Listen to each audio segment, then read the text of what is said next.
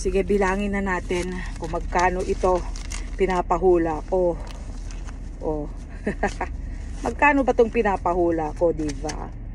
Oh, diba? Magkano ba to? Siya yung una ko mabibigyan ng $100.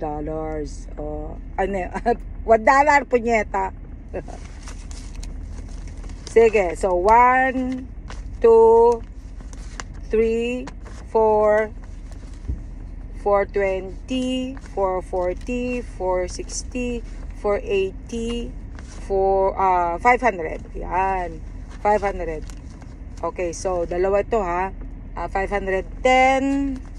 May tigpa 5 pa pala. 520, tigpa 5 to. Okay.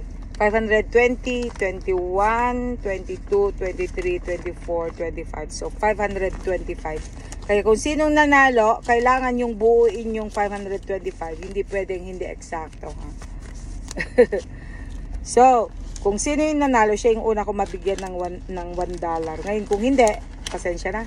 Okay? Pipili na lang talaga ako kung sino talaga yung pwedeng mabigyan. So, yan. $525. Okay?